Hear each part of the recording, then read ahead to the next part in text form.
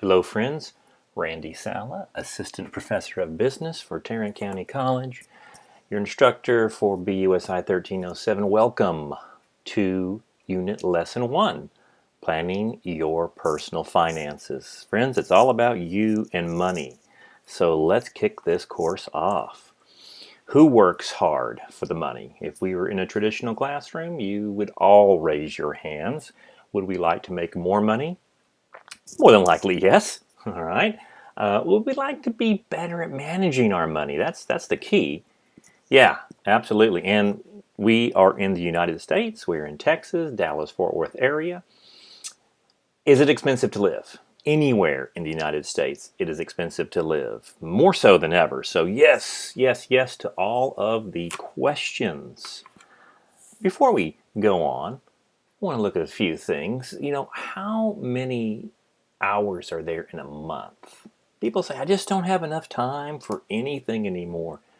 Well, be careful when you say that, because there's 722 hours in a month, 168 hours in a week. Okay, let's say you sleep 10 hours a day. That's a nice round number. Well, there's 70 hours. Okay, and let's say you actually work, of course, 40 hours. All right, so there is 110, and 110, minus 168. You still have quite a few hours in the week to get some things done, my friends. So, yeah, about 57, 8 hours. Absolutely. How much of this is devoted to planning our personal finances? That's a good question. So we do have time. What are we doing with it? If I were to ask you right now, do you know your bank account balances? Now, some of you in the course may have several bank accounts. All right, every credit card balance, you have a car or a home loan, if someone gave you a check, a rich uncle today, and said, I'm going to write you a check for all of your debt, okay? Could you do that? Have a finite number so we could pay it off. Be interesting. Do we know our net worth? It's just like accounting, my friends. The general accounting equation is owner's equity equals assets minus liabilities. Well, there it is right there. That is our net worth. What we own minus what we owe. This is a number that we have to kind of keep in mind throughout this course. 70% of Americans. That's the number I want you to put in your head. 70% of Americans, all right, of about 350 million people. Let's say there's 100 million families. 3.2 apiece. That gets us to our total population. 70 million families spend less than 20 minutes per month thinking about their finances. And sometimes we just don't want to. Interesting. Let's go over a brief little summary of the economic environments of the United States. And again, if you've taken a BUSI 1301 Intro to Business, and if you have not, put that down next semester and take my class. We want a little bit of just an economic overview. Our national debt, that's what we owe. Pardon me, that's what we admit that we owe. So there's soon to be $30 trillion. We are in a very strange time in the history of American history. Of course, we've been in a very strange time since the year 2001, and it's just gotten stranger every year. $30 trillion soon. Right now it's about $25 trillion. The interest is somewhere between $300 and $500 billion. 70% is owned by federal government and municipalities, pension companies. So we own a great deal of that. That would be right about 21 trillion once it gets to 30 trillion. Now about 30%, okay, so that's probably closer to 9 trillion once it gets there, is owned by foreign governments, and China and Japan are some of our biggest investors, would you say, for our debt. So that's got to be interesting to know right there. Now, I always think we need to have a little bit of respect for the money. Okay, what do those numbers look like? There's our $1 bills right here, and if we flip that, instead of vertical, horizontal, if we just stacked and stacked and stacked $1 bills, it's interesting. I always thought $1 million, man, that'd go a long way, and it goes about 400 feet in the air, 125 yards.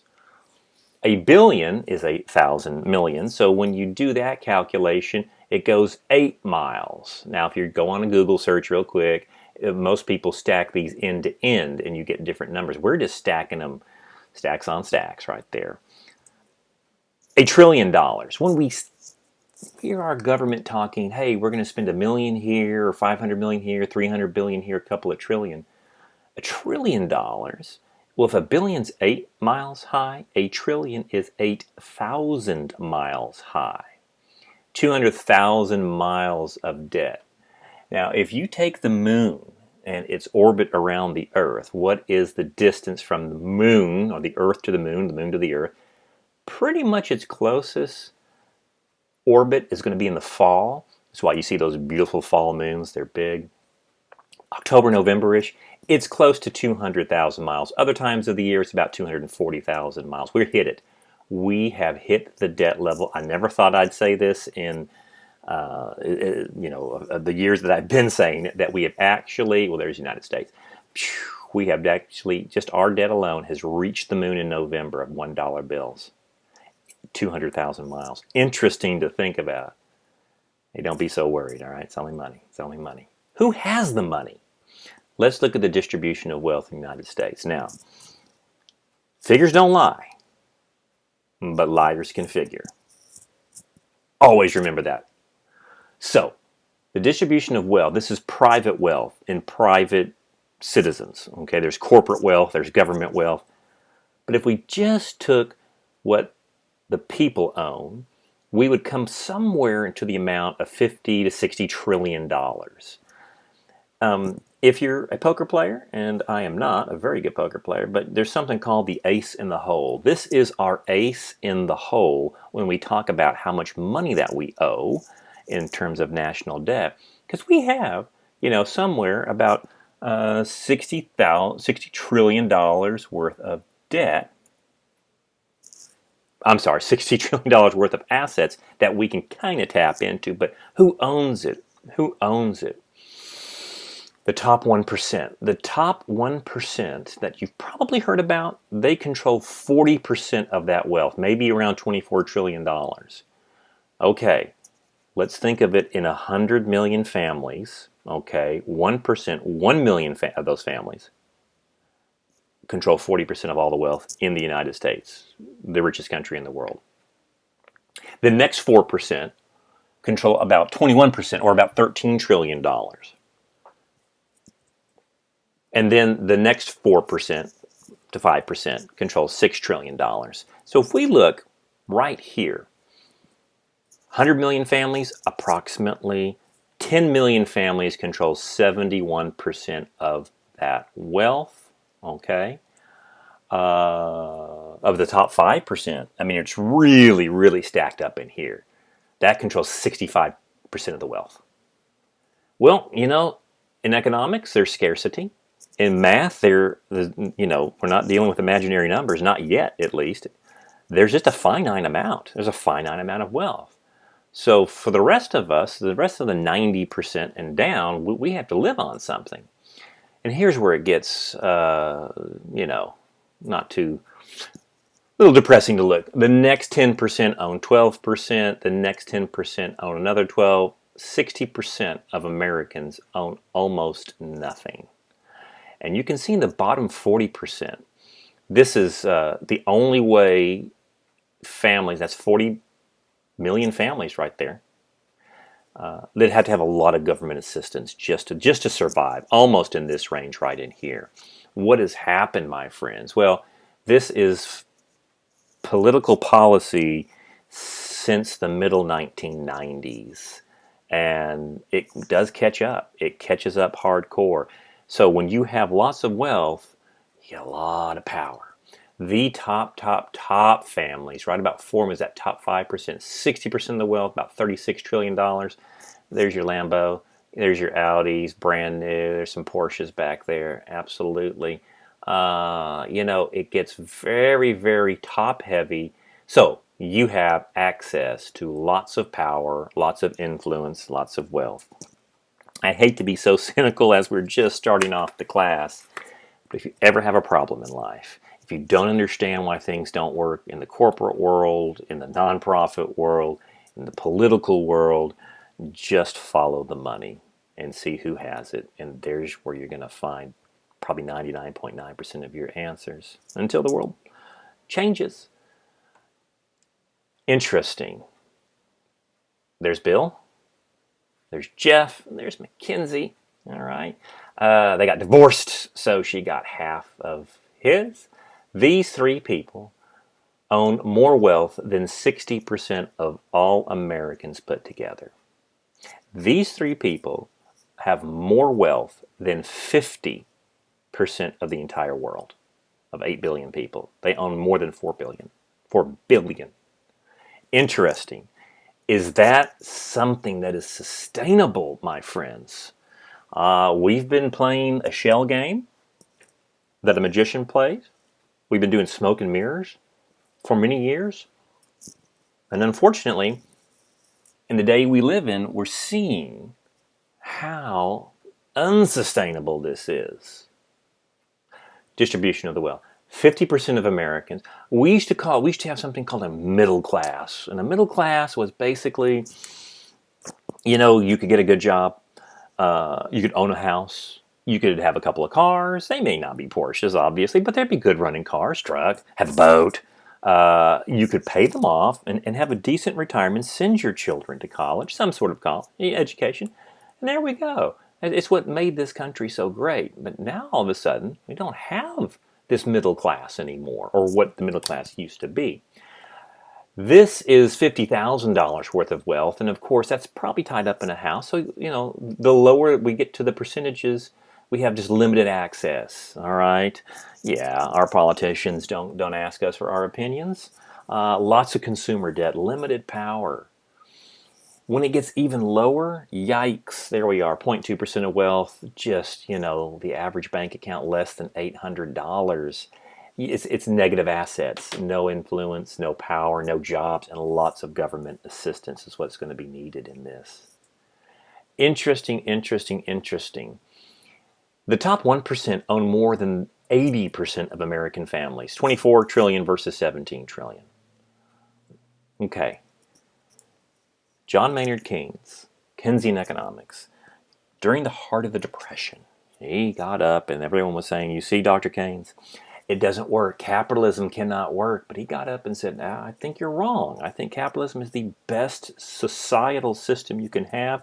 It will always create the most wealth and prosperity and just general outbeing. But, there's the but, it rides on two pillars.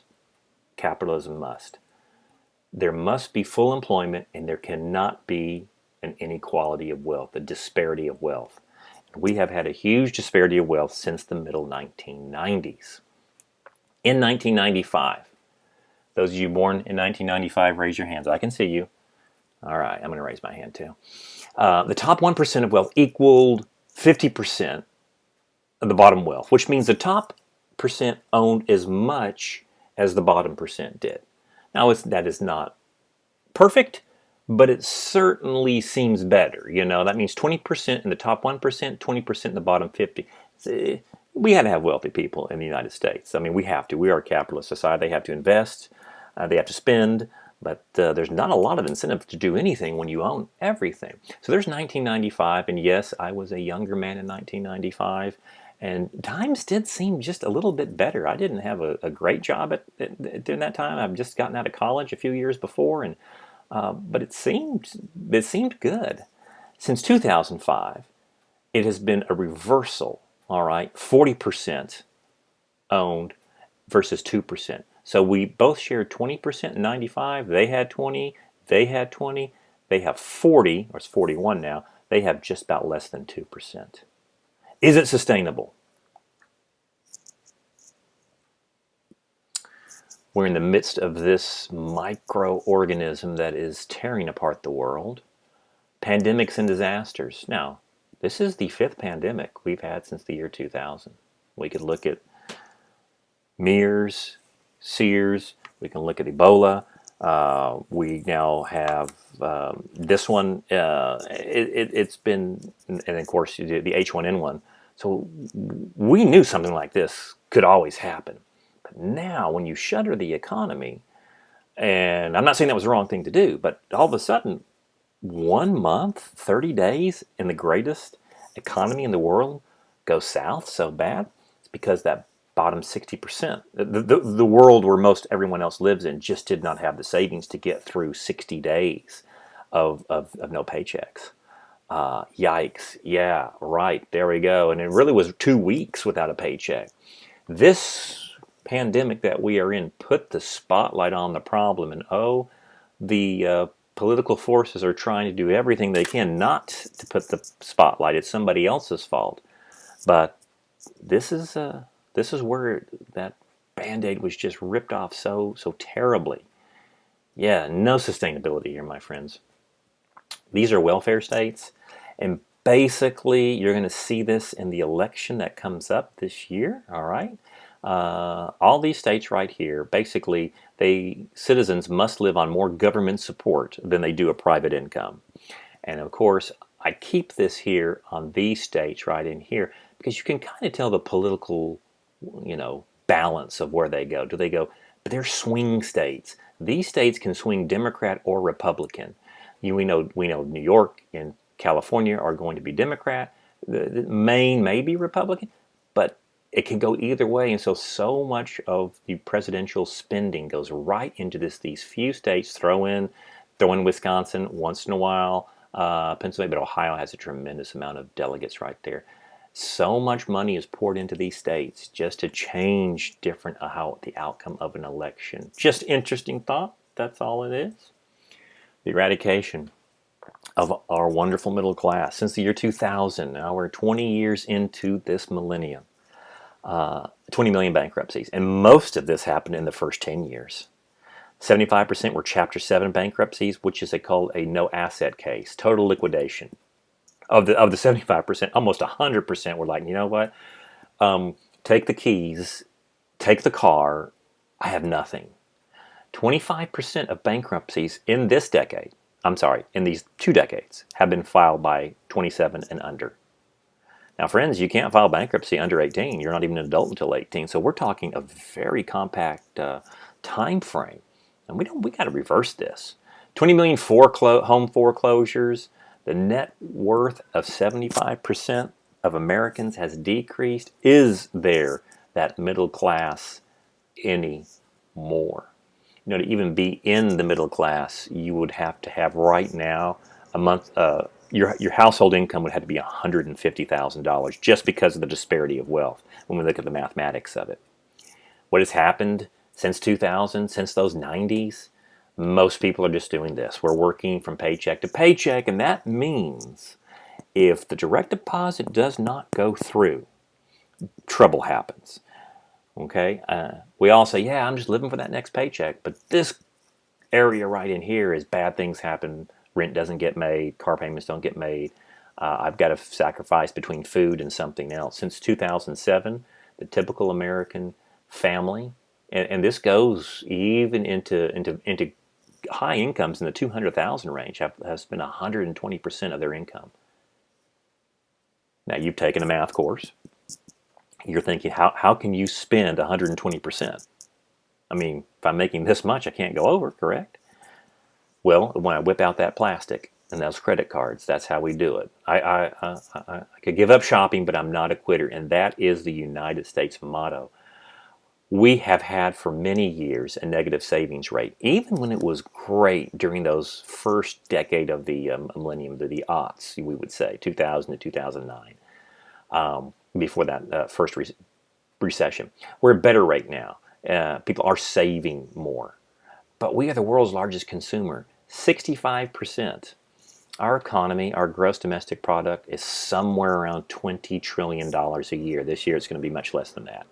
But generally it is. So 65% of that is what we spend, is what you spend, is what I spend. So you could say I'm helping out the economy here, but that's very strange. We've never seen that in the history of the United States. We've always been an engineering, a producing country. Yes, we do spend, but it's never been to this extent. Well, there we are. What has happened? We've been fueled by credit cards. Number one goal of 70% of Americans, if I could just get out of debt. Now, my father, who passed away in the aughts, 2006, but his generation was a World War II generation, fought in World War II and built the United States, et cetera, et cetera. At his time frame, in his 40s and 50s, it was looking forward to retirement. And he was able to retire at 60 years old. Now, it's a different genre. If you are somewhere in that age group, and if you're in the teens and 20s, friends, it's going to go by fast. That group right now is just saying, "I'm the retirement. Are you crazy? I'm just trying to get out of a sea of debt." Are you upset? Just a little bit? Have I just ripped off the bandage? Well, that was my intent. You know, to do a paradigm shift, to change your world view, something has to happen. If not, we just keep going down that stream. And when there's the fork in the road, and the path of least resistance is always the most comfortable path. We got to get upset as we start this class out. Can the government help us? That $1,200 stimulus check for the people who super needed it, that barely covered a rent payment. And of course, they didn't pay rent. I wouldn't have paid rent if that's all I had. I used that for savings or food or something else. We've got to change our way of thinking about our finances. That's what that little spin right there, that little strip of slides to get us upset to say, yeah, things got to be different. Personal finance, getting set for life. This is behavior, my friends. That's the great part. Did you need a calculus class to take this course? Absolutely not. Just simple addition and subtraction, and that's all we need. We need it to the point of behavior. How is our relationship with money? Do we control it, or does it control us? Is it positive or negative? And we know for 70% of Americans, it is a negative feeling. Hey, payday. Now, payday might as well go down as an American holiday because we get very happy most of the time when we have that nice paycheck come in and a good full employment. I know it's very difficult today, but we do a lot of fun stuff on payday. We spend it, we go to, we celebrate. And if it's on a Friday, by the time Monday gets here, we have spent an amount of money that we had no idea about. Maybe $200-300, depending on where we are in life. Was celebrated during our payday weekend. Personal finance. What is this planning all about? It's simple, my friends. The process of managing our money to achieve some sort of economic satisfaction. Didn't say to be a billionaire, a millionaire. And if that happens to some of you, and if some of you who are very young, I just say that because you're out of high school, you have an opportunity to do a few things to create a very good future, 40 years down the road. And some of us who are not in that area, we still have that opportunity, okay? Trying to get a personal economic satisfaction, or as Dave Ramsey. Now, Dave Ramsey is someone you've probably heard of, Larry Burkett.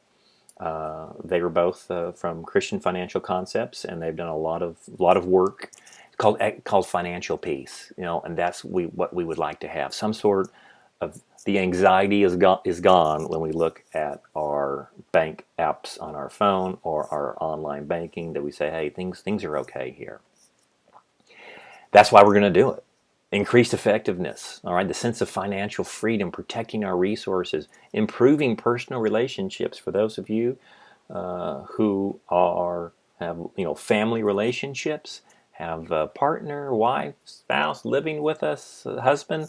The number one reason of separation in our families, well, I don't know if it's the number one, but it's a big reason, is how we plan and use our finances. So yeah, absolutely. And again, if you've ever had to borrow money from a family member or a friend, does that do something to the relationship? Like, hey man, you owe me some money, Randy. Sense of financial freedom. So again, this video, I definitely want you to go back and read through the book. It is a great book. Whatever edition you got is good. It's very good. And the other PowerPoints, this is kind of just my take of it, my overview, but I think that's going to really help you. The steps. We always, in anything we do, there's always that need analysis. Determine my current situation. Where am I? And of course, it'll end up in 6. This is the process of where do I want to go? I want to develop goals, identify the actions, create that plan. And of course, plans are great, but we're going to create habits simple little habits that help our finances, and we can review and revise those. Again, the time we're living in, it's a whole different revision of financial plans for many Americans. So, step one, determine that financial situation. What you want to do, evaluate that income that you have, your savings, your living expenses, your debts, okay? And for those of us who have not gained full-time employment yet, all right, this is why you're going to keep all that. That's why I want you to get that book, because it's very important. Keep that for the rest of your, don't sell that book back. Keep it for your career, okay? Maybe you could look at, say, what's my potential income? Let's say I'm going to make $50,000 a year in 2 years from now, okay? You can work from there. Prepare a list of your assets and debt balances, okay? That's going to give us a sense of our net worth. And then we're going to create realistic financial goals, okay? And potential earning power. The goals that we have must be very simple and smart. All right, our goals. Yeah. Again, what do I want to accomplish with my money? If I save some money now, that means in the future I have more to spend. If I spend it all now, again, I'm not going to have that in the future. So determine those feelings about money, because this is very psychological, and we know and we see that 70% of our American neighbors are having a hard time with this. Make sure that your goals are to your situation. I cannot write a goal for you. You cannot write a goal for me. Remember that throughout your steps in your career. You've got to take the ownership of it. Right? You buy in, then you own that goal. All right. The step three, once you have your goals, okay, we look at the courses of action. All right. I could continue doing what I do. All right. I could change it and then take a new course of action. So there's lots of trade-offs here. Okay. We don't have to just mold to one situation and never change. Certainly when our finances. Why? Because our finances are going to change. Hopefully, we will have a greater income the more we work. And so that's going to change our setting. And there's times in our careers where we may have a setback. And so that has to change as well. Make adjustments. And then, of course, opportunity costs, what it gives up. Again, your time right now going to college, you're giving up something, aren't you? You could possibly work more. You could have maybe a little bit less stress versus tests and papers and projects. But you know that the outcome is going to be greater than it is right now, because you'll have that college degree, and that's going to lead to greater opportunities for you. And then, of course, there we go. You know, when we get through this process, we develop that action plan. Okay, now this is a question, all right, in your project. So again, I've given you a little taste. Go back through your book and through your notes and get those planning steps, you know, delineated more than I've just glossed over here. But again, the action plan, okay, hopefully it's getting something positive, like I'm going to increase my savings, I'm going to reduce spending, I'm going to start that IRA that I've been talking about for years, and reduce my debts, and then I'm going to look at different types of investing. Whatever those are going to be your personal goals. If you measure it, it will improve. You only improve upon what you measure in life, my friends, no matter what it is. So yes, we review it, we revise it. How many of us have taken some other courses and we've gone all about goal planning? And even in the corporate world and the nonprofit world, I see it, we take so much time on these goals, and then somehow they get filed away somewhere. And we may have even in the corporate world had consultants come and pay for, we paid them to help us. You have to measure it. You improve upon what you measure. Okay? If I did 10 push-ups today and I do 11 tomorrow, I'm improving upon it because I'm measuring it. If I say, I'm just going to do a couple of push-ups and see what happens, well, we know what's going to happen. We're going to watch Netflix. Influences on our personal financial planning. Lots of influences out there. Everything seems to be pushing and pulling us in a different direction. All right? Let's look at our life cycle. If you're single, you've got different things that you can accomplish and that you want to do once, if you have a household size, a marital status changes, employment status, major events, all of this affect our lives, and all of this affect our spending as well. If you ever to have children, well, then you never have a dime. All right, they'll take all the money, but these are things: graduation, career change, retirement, caregiving for older parents. If you are in that era, I am, and my wife, we both care. We've cared for our parents on both sides, and it's a lot of work. And for those of you who are doing it, you certainly have my heart goes out to each other, because it is a lot of work, and of course, it also affects your financial situation as well. So, the economic factors are those things that affect our finances. Yeah, surviving in a rigged economy. Now, again, from what we've gone over, when I say rigged, it's rigged in the favor of the very rich and powerful. But that's just the way it is. We have to have strategies for ourselves. The Federal Reserve Bank and its role in the economy. All right, they have basically backstopped all of major corporations, which means they're guaranteeing every loan from a major corporation right now, so they will not fail. Global catastrophes, COVID-19, other pandemics in the past and in the future. Those are all different factors that we want to keep on the horizon as you start looking at, maybe you're going to have a side business. Okay, what businesses are right now can do well during the era that we live in? What are the essential ones that did not get closed down and that are safe to operate? Okay, all these things. The challenges, my friends: pricing, consumer prices, and I'm really looking at inflation, the spending, the housing starts. Again, broad pictures. If you've taken an intro to business class or business principles, you have a little different understanding. When these are positive, things are good. When these constrict, we know that the economy constricts with it, which can lead to unemployment and less spending power. So, as we look at select a path, now, my friends, this is an overview. All right, we're going over a lot of information, and you may be thinking, oh my God, how am I going to remember all this? This is the overview of the course right in here in this first chapter. Okay, so just breathe with me. Should we save? Yes, we need to save for emergencies. Can you plan an emergency? You can plan to save for one, all right, because we know what Murphy's Law says: anything that can go wrong will go wrong. Okay, so if we have something of a savings plan for that, that helps. We need to maintain. We need to maintain a high credit score. We're going to look at how to build a high credit score in our second unit of this class, and that is the culture of debt and credit and purchasing. Maintaining low levels of debt. Yeah, we're going to have debt.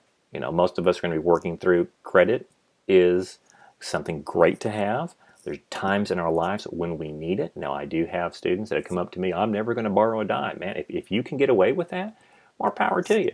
But just don't throw that on everybody else, because some of us, we're going to buy a car, we're going to buy a home. So, but we've got to understand debt and how it works and who it favors.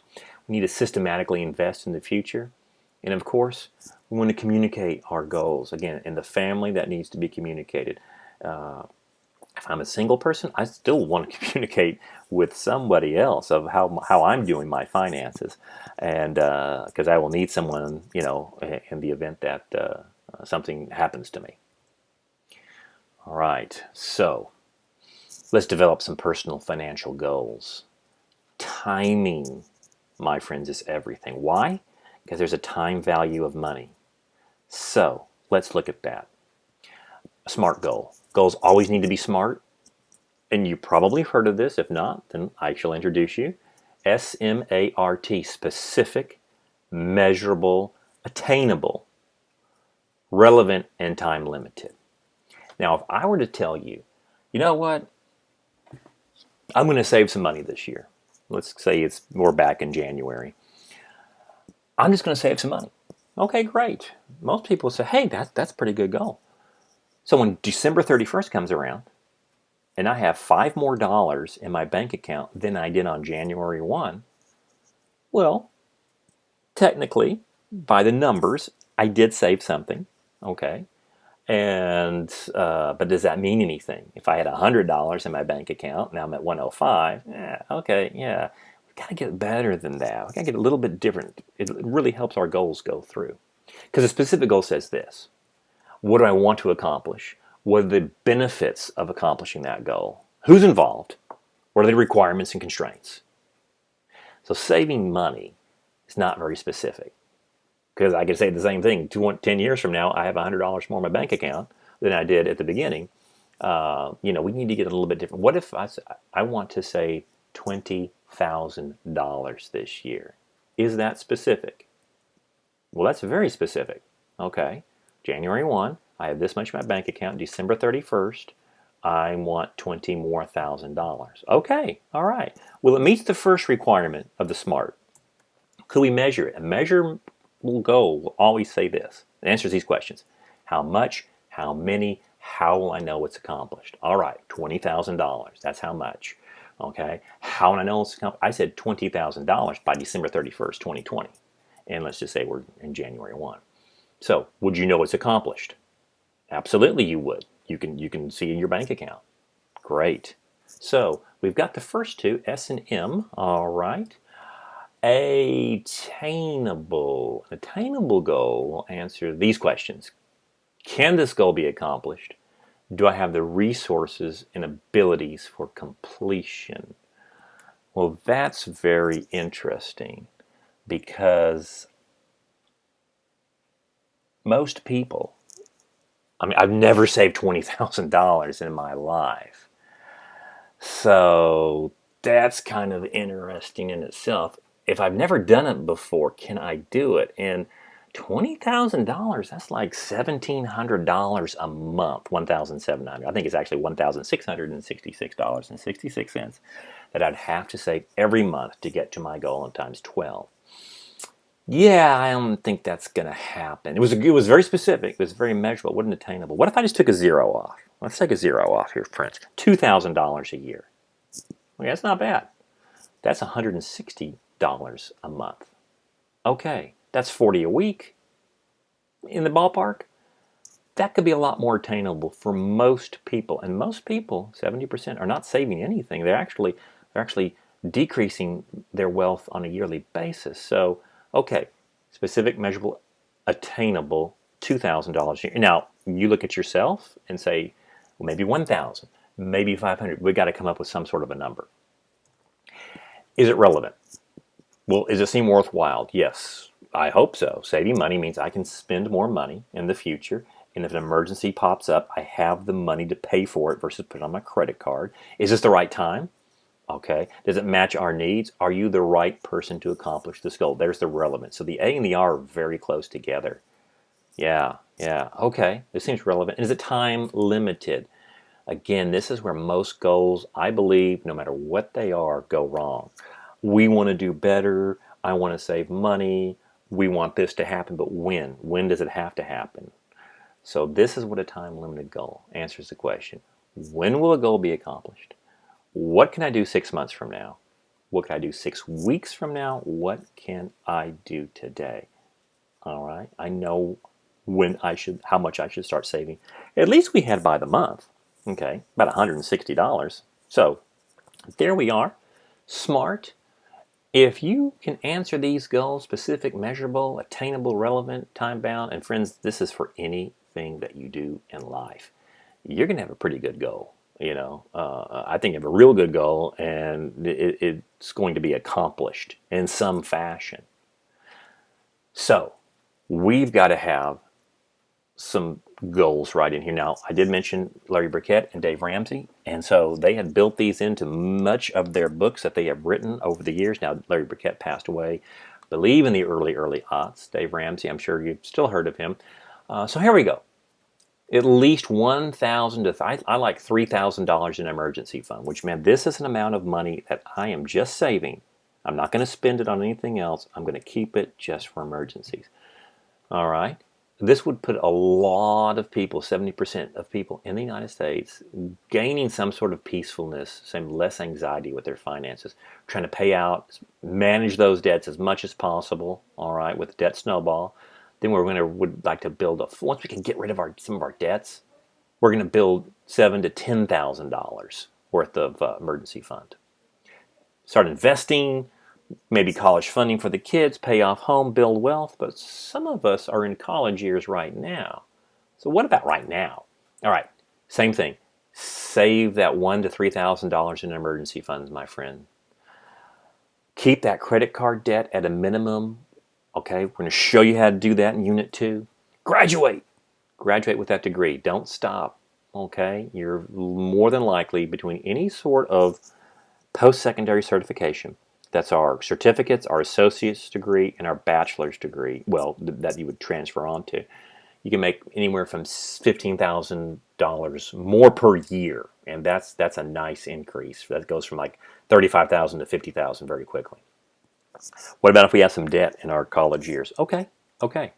Pay off those college loans ruthlessly. This is hitting too many Americans. Now it's hitting almost every college graduate right now. I'm going to show you how to do that. And then we go back to that bigger plan.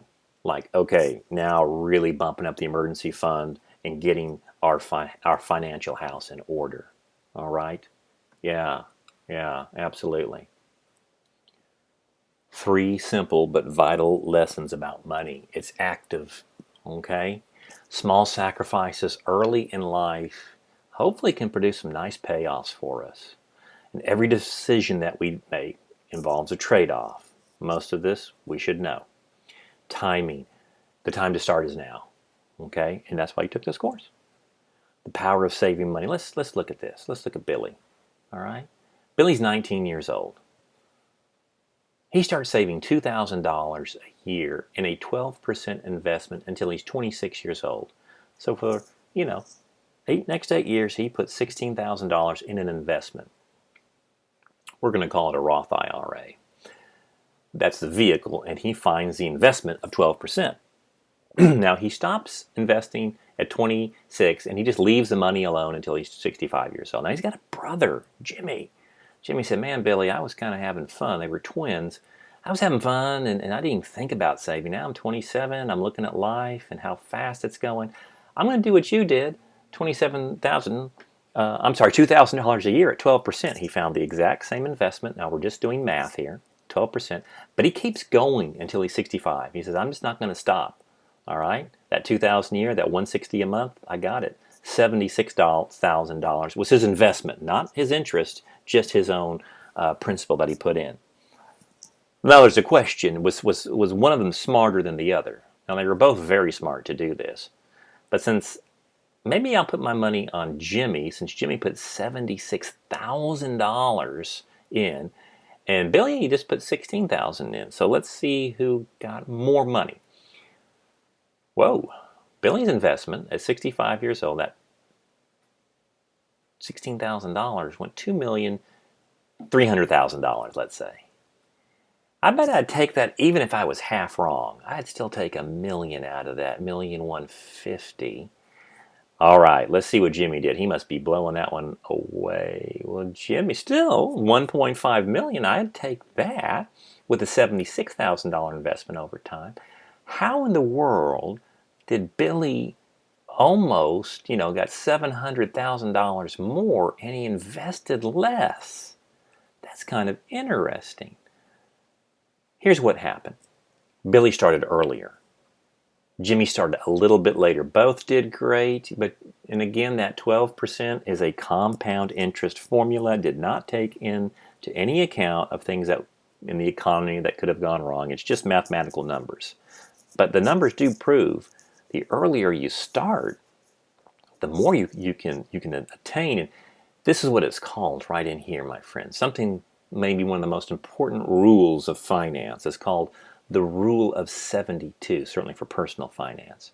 So you divide 72 by whatever interest rate that you are receiving on a bank account, an investment, whatever it is, to see how fast your money can double. Let's just say you got a $1,000 gift from somebody and you're 25 years old and you put it into an account for 40 years. If you had an account that was 6%, and 6%, well, that would be great for a bank account right now, you would have $10,000. What is 72 divided by 6? It's 12. This tells me every 12 years, that money doubles. So in 12 years, we had 2,000, then we hit 4, then we hit 8, and then, well, we didn't make another 12 for the 40, so we got to 10. What if I doubled my investment? 12% equals $93,000. How come it didn't equal 20,000? When we start looking at compound interest, we are addition by multiplication, or what we would call geometric progression. 72 divided by 12 is 6. This money is doubling every 6 years. Whoa. 1, 2, 4, 8, 16, 32, 64. And then, of course, didn't go to the 12, but still, that's 18%.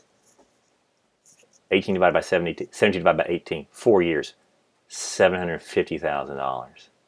What? Yeah, it's doubling very fast. The rule of 72. The more time you have, this rule of 72 really kicks in. I know what you're saying.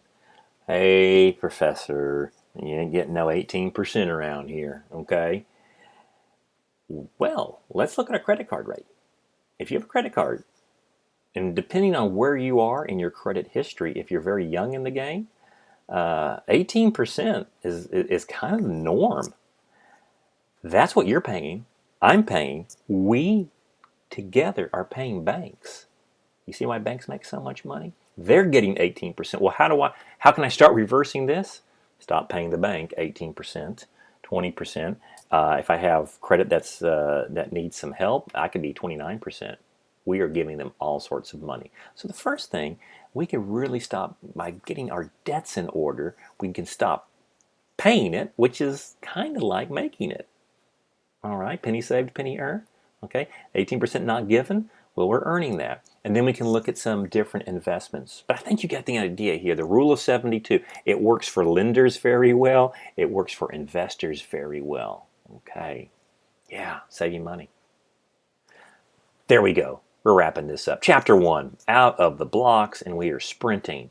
I think we can then see, out of this, we see some of the problems that we have in personal finance. The government probably not helping us out. Okay, can't depend on them. It's very important to start our personal finances planning them. I think, as I've said, this may be the most important college course you take. Not because I teach it. I'm not saying that way. It's just I wish I would have had it. The time to start is now. What if you're not 19? What if I'm 30? What if I'm 40? What if I'm 50? It doesn't matter. We got to start. You do have an advantageous time frame if you are in those young 20s. I think we just saw that, how you could create $1 million by the time you're retiring. So, I hope you're enjoying the course. Please go read through the book, Chapter 1. Look at your questions on your project, because every answer that you're writing, it is not for me. It is for you. We're going to help our friend Frank. Okay, Frank is our case study, helping him all the way through his personal finances, which is going to help you just as much. So, onward and upward to the Chapter 2 video.